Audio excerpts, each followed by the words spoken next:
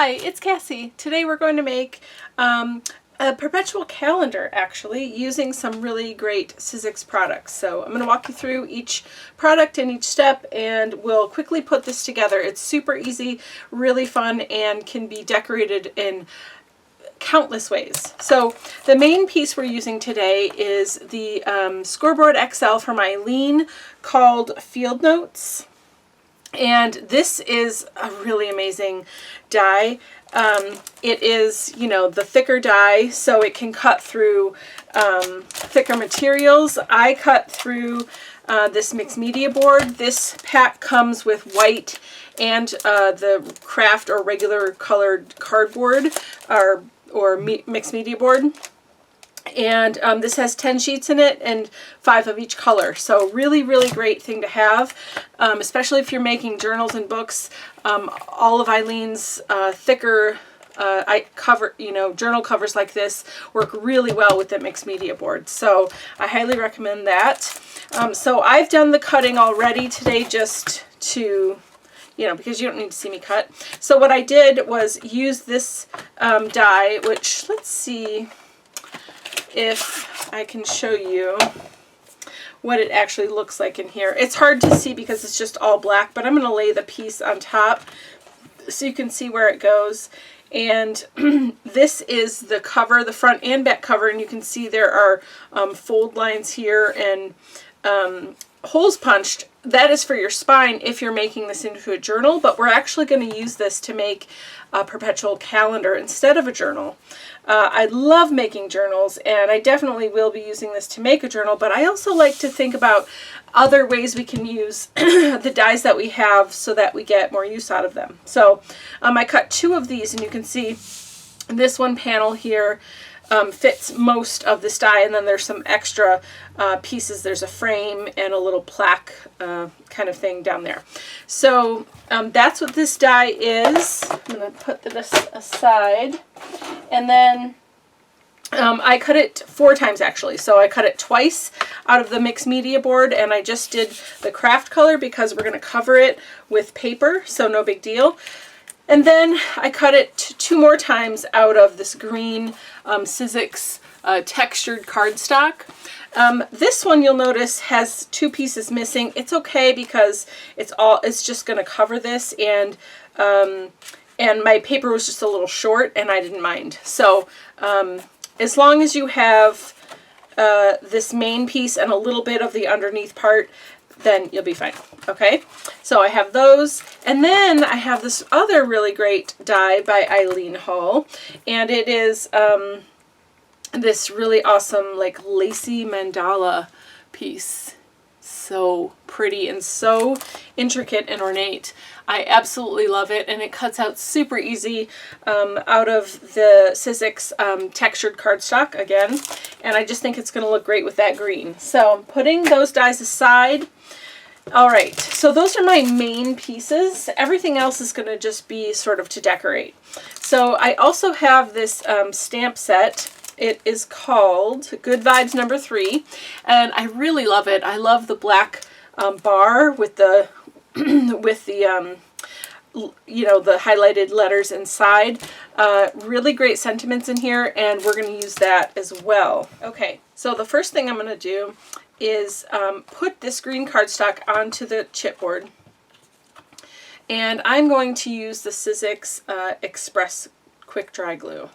This will give me some wiggle room while I'm putting it down because I want it to line up just right, and it also dries pretty quickly, so I don't have to wait a long time. So I'm just putting a little bit of glue in the middle here, and then the first piece I lay down, which will be the front, will have the full green part on the bottom. Yeah, the full green piece. So I'm just going to lay this down. It doesn't have to be perfect right away because I've got, it's liquid glue, so you've got some wiggle room. And sometime when you're doing construction projects like this, it's nice to use a wet glue so that you can take a minute to line it up. All right, and so it's lined up perfectly. And also, wiggling it around before you get it right in place moves that glue around, and so it just makes it adhere just a little bit better. So I'm just giving it a nice press, making sure it's staying lined up, and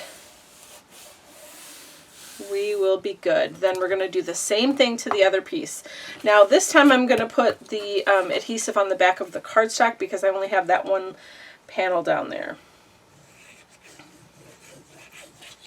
Make sure that your cardstock goes almost to the edge, or excuse me, your glue goes almost to the edge of the cardstock, but not quite all the way, so it doesn't run out of the sides. And then we're going to do the same thing here. I'm going to put it on and sort of wiggle it around. It dries so fast. Wow. Okay. So this is going to be the back. So the first thing I'm going to do is take my back piece, okay, and I'm going to get, okay, so I've got my paper trimmer out, but I'm actually going to use it to score. And at the 3-inch mark, I'm going to score.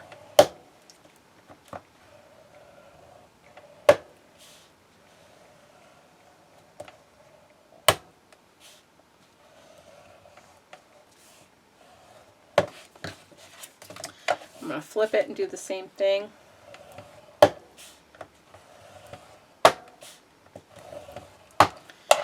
And then I'm going to fold it. And then I'm also going to cut off just the very tip of this, where the, just below where the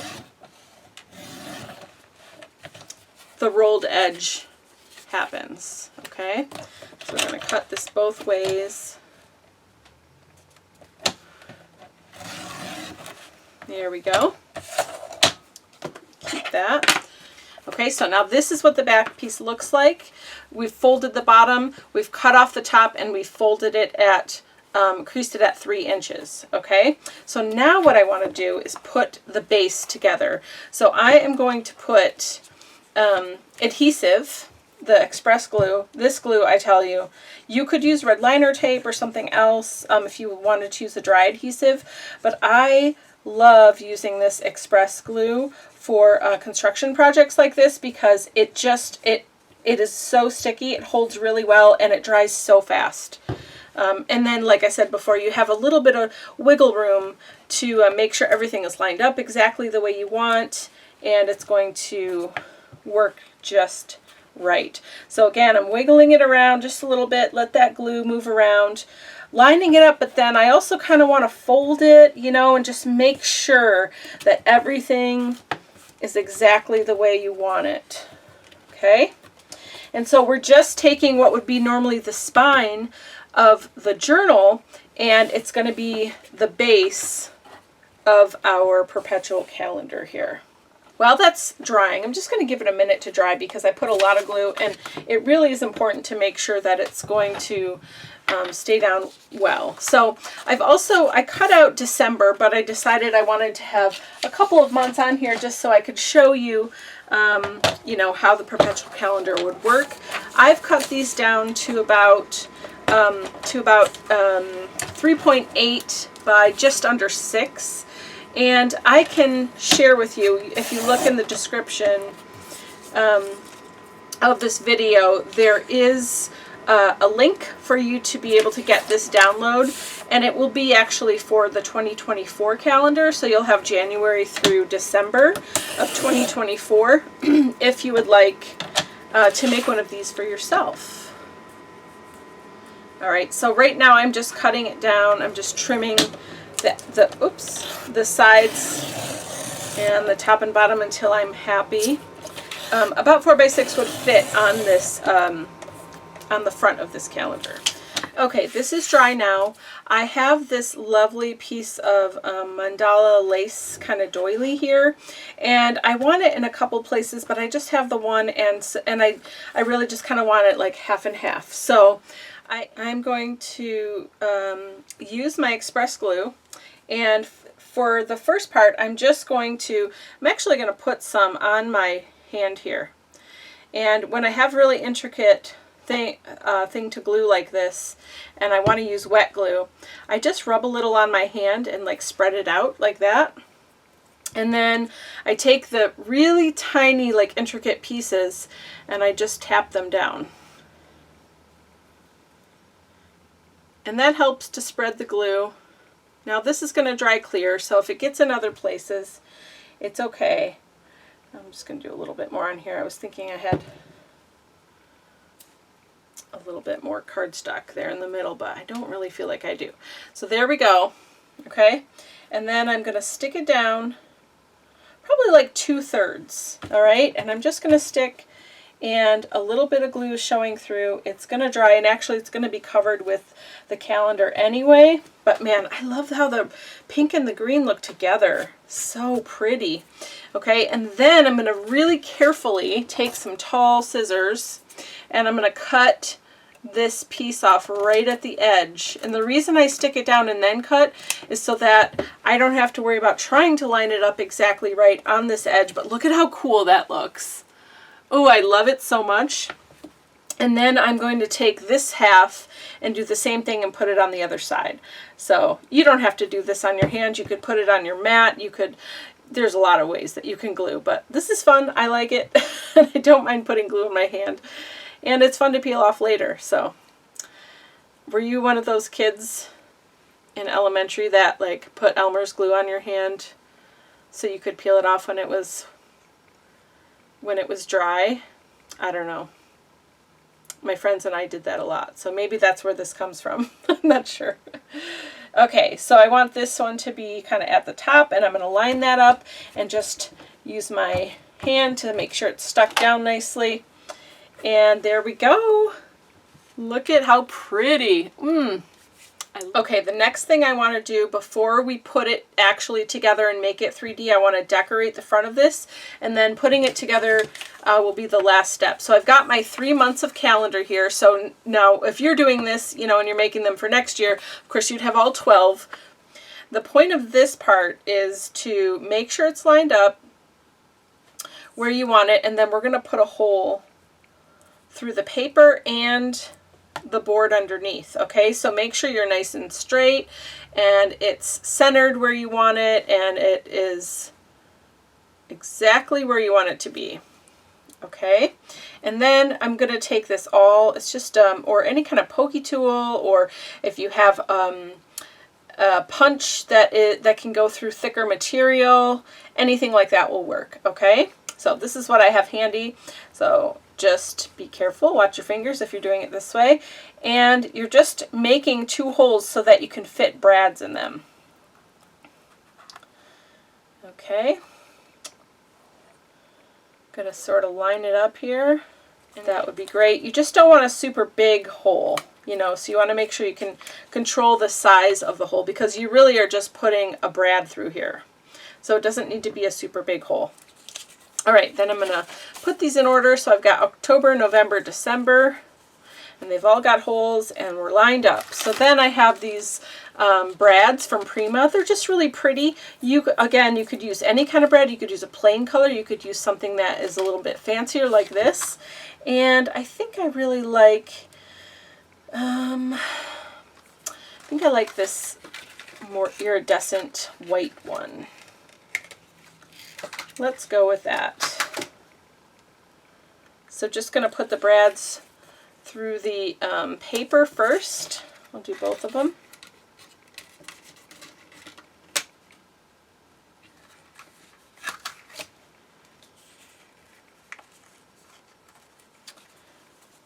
So pretty. And then we're going to put it through the board here. And then we're going to lay this flat.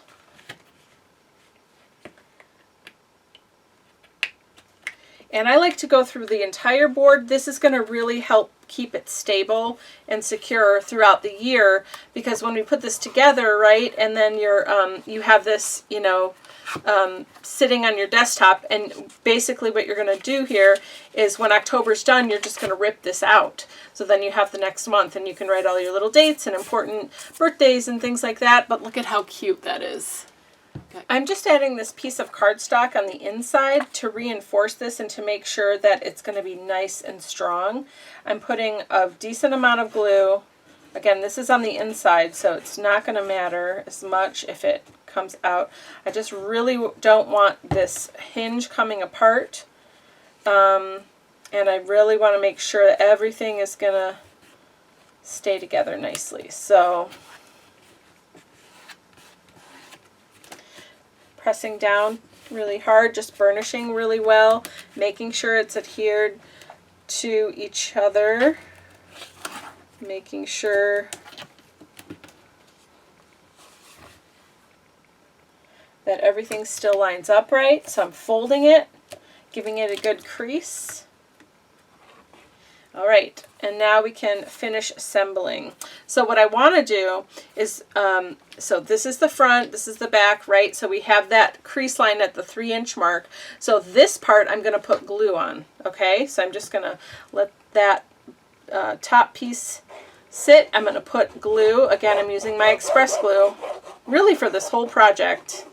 So the thing I really want you to know about this part is to fold this back piece down, if you can see okay, and then I want you to move the front piece back toward it so that the front piece is going to sit at an angle, all right? You don't want it to be straight up and down.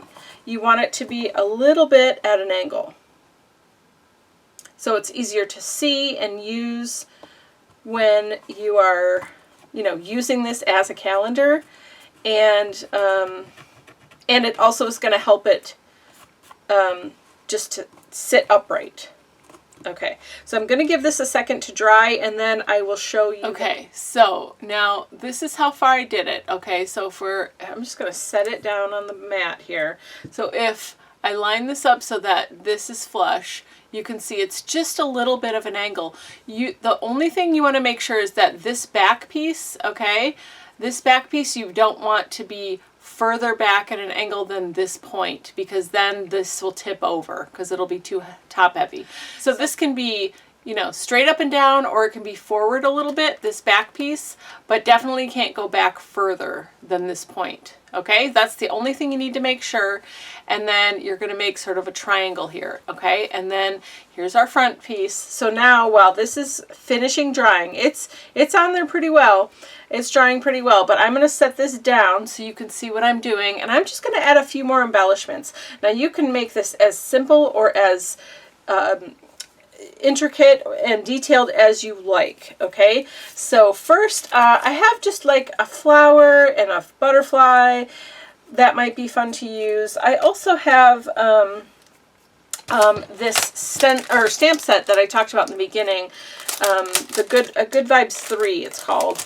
And there's one in here that says "Have a wonderful day," and I think that's just kind of perfect for, you know, a calendar that we can, you know, it's not particular to a season or a holiday, it's just reminding you to have a wonderful day. Okay, so I'm going to take my sentiment that I chose, "Have a wonderful day." I've got some black ink here. I'm just going to ink it up real quick. Make sure it's got good coverage. And then we'll just stamp it right onto this white cardstock, and then we can cut it out.